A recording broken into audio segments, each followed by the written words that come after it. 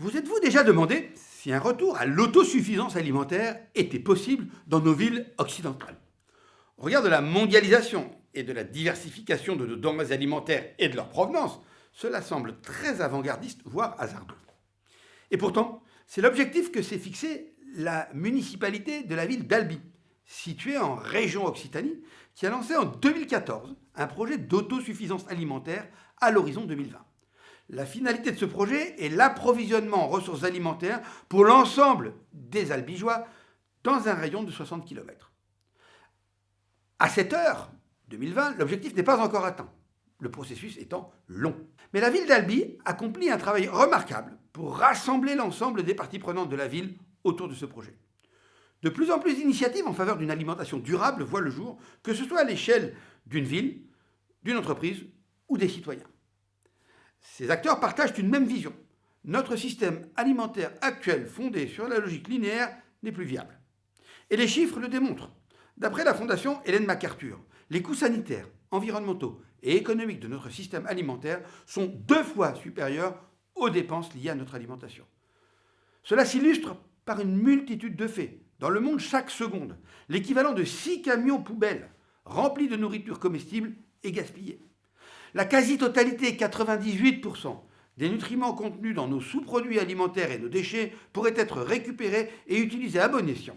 Or, ils sont aujourd'hui destinés à la mise en décharge, l'incinération, ou pire, ils sont rejetés dans la nature sans traitement. Autre exemple, et non des moindres, en France, l'alimentation constitue, selon l'ADEME, l'Agence de l'environnement et de la maîtrise de l'énergie, le premier poste responsable des émissions de gaz à effet de serre, du même ordre de grandeur que le transport ou le logement. Cette situation préoccupante est due à plusieurs tendances. Une population mondiale en forte croissance, qui a favorisé le développement économique et l'urbanisation, et qui a mené à l'utilisation de pratiques agricoles intensives, polluantes, aboutissant à l'extraction déraisonnée de ressources limitées au détriment de nos systèmes naturels. À titre d'exemple, saviez-vous que l'agriculture consomme environ 70% de l'eau douce mondiale et est à l'origine de 73% de la déforestation dans les pays tropicaux et subtropicaux? Savez-vous également que l'élevage représente 13% des émissions de gaz à effet de serre à l'échelon mondial? Dans ce contexte, la question de la formation des cadres et managers de l'industrie agroalimentaire constitue un enjeu stratégique. C'est la raison pour laquelle mes collègues professeurs, Olivier Fourcadet et Frédéric Homme, ont créé à l'ESSEC la chaire de recherche Food Business Challenges dédiée à l'excellence alimentaire. L'Organisation des Nations Unies pour l'alimentation et l'agriculture, la FAO, a défini en 2010 l'alimentation durable comme, je cite, l'ensemble des pratiques alimentaires qui visent à nourrir les êtres humains en qualité et en quantité suffisante aujourd'hui et demain, dans le respect de l'environnement, en étant accessible économiquement et rémunératrice sur l'ensemble de la chaîne alimentaire. Plusieurs de ces principes sont directement liés au respect des fondements du commerce équitable que nous détaillons dans une vidéo dédiée à la question. Nous allons ici nous intéresser particulièrement à la dimension environnementale de la question.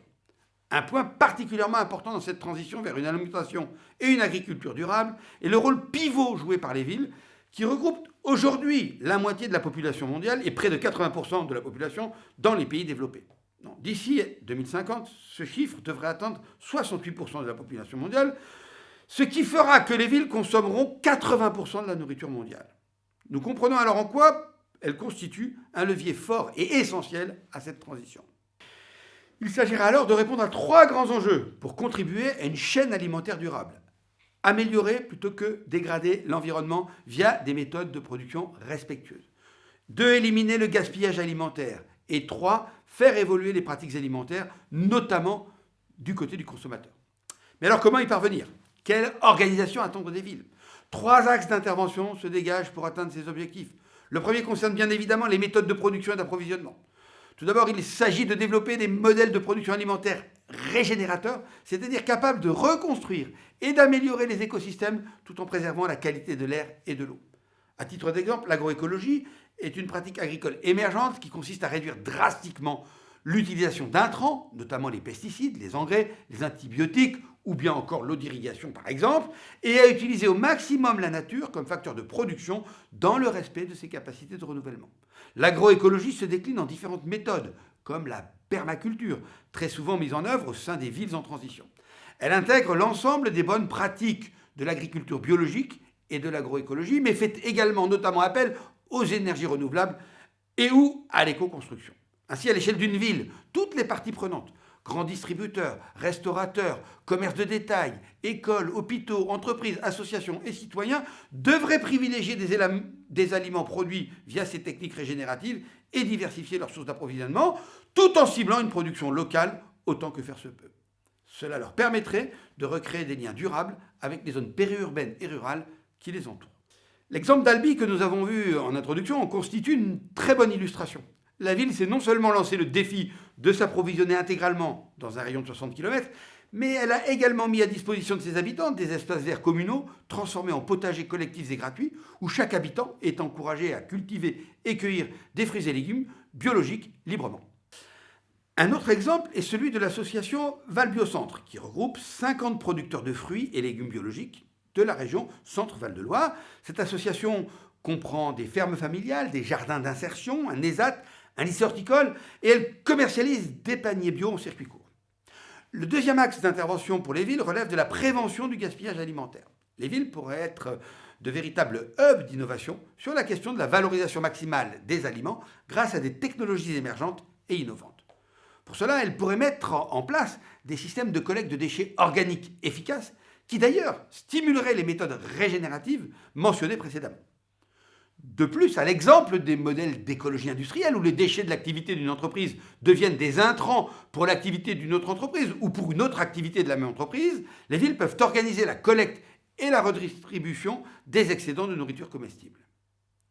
Dans le même temps, elles peuvent inciter à la transformation des sous-produits non comestibles en de nouveaux biomatériaux à forte valeur ajoutée et aux utilisations variées. Citons par exemple les engrais organiques pour l'agriculture, la bioénergie ou bien encore les biomatériaux utiles à la médecine.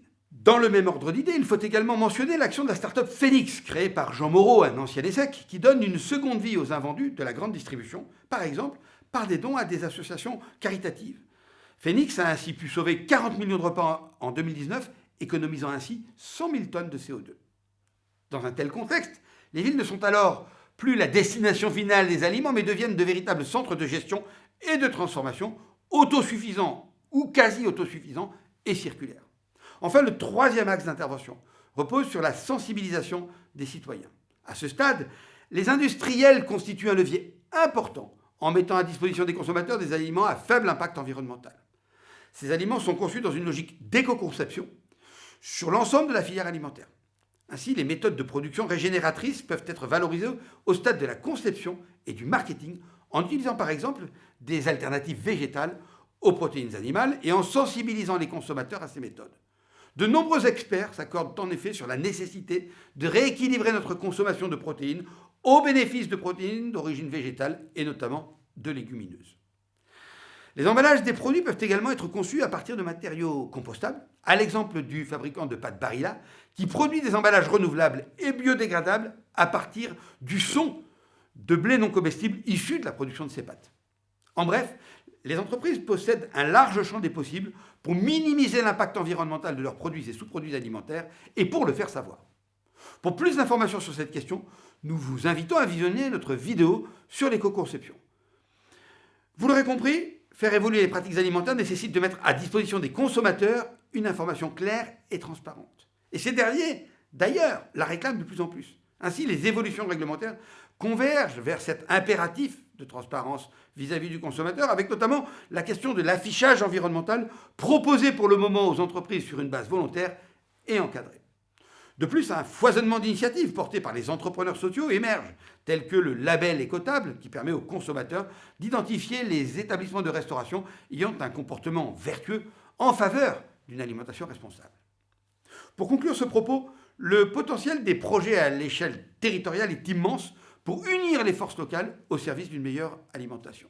C'est en tout cas l'un des deux leviers mentionné par le Programme national pour l'alimentation 2019-2023, qui entend susciter une appropriation locale des enjeux alimentaires afin de contribuer, entre autres, à l'atténuation et l'adaptation aux effets du changement climatique.